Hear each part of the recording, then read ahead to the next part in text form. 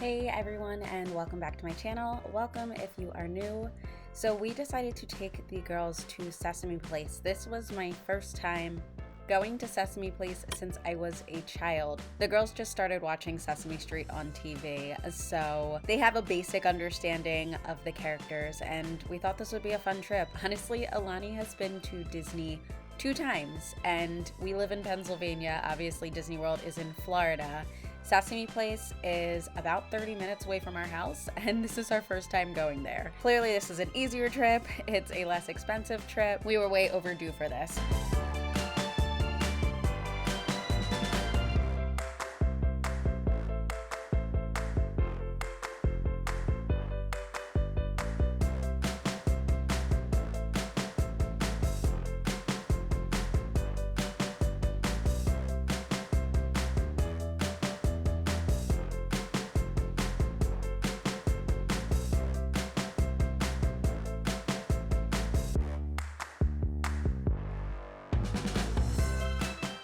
We were total newbies and trying to figure everything out. We had no idea where anything was, but luckily they had maps all over, and they did have an app as well where you could check and see where you needed to go for different things. A part of the park is a water park.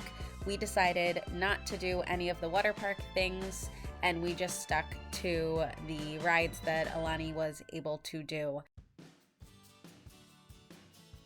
If you're considering taking a baby and a toddler to Sesame Place, I would say that as long as your baby is okay with being held or being in the stroller, then it's completely fine. Most of the rides that we approached said they did not permit handheld infants, and Sesame Place considers a handheld infant to be a baby or a toddler that cannot take unassisted steps toward the ride or the attraction and cannot independently maintain control while seated. So this was very different for me because we've been used to going to Disney where there are at least things that you can take an infant on, and that was not the case here.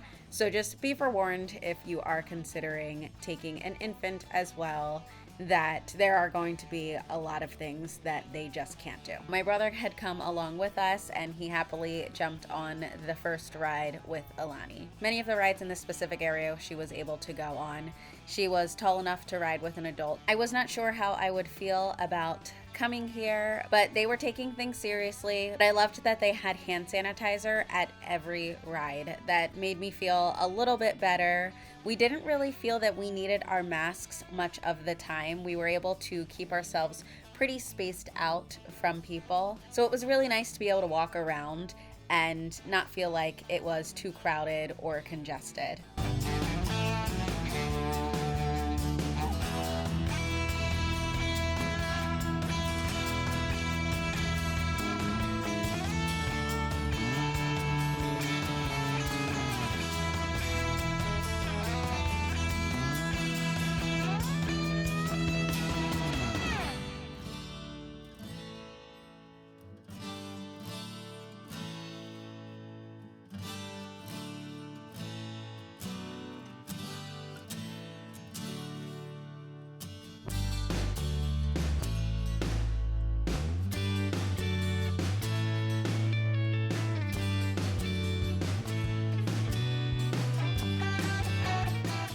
We had passed this roller coaster on the way in, and I thought it was going to be for older kids, but Alani was actually old enough. You had to be 3 to ride it, and when we got up into the queue, they specifically asked us what her age was. She loved it so much that she rode that 3 separate times. She rode it twice with Evan, and she rode it once with me. Again, this was such a simple trip. I don't know why we haven't done it sooner because she had such a good time. We did not end up eating here, but I was thirsty, so I went in for a drink. The menu's pretty simple, and they had the food out for you to be able to take what you wanted. I have nothing against that option, but I will say I watched someone take the food, change their mind, and put it back, and I did not love that.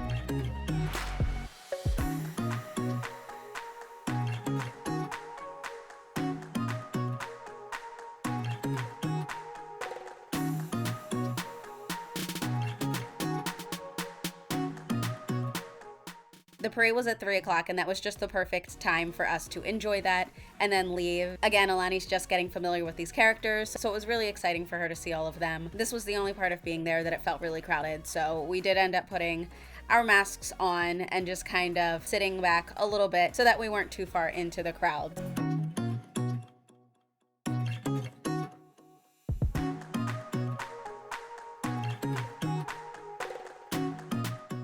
There's definitely a lot that can entertain your little one. We didn't even explore half of the things that were available. If you have any questions, please feel free to leave them in the comments, and I will see you guys in the next video. Thanks so much for watching.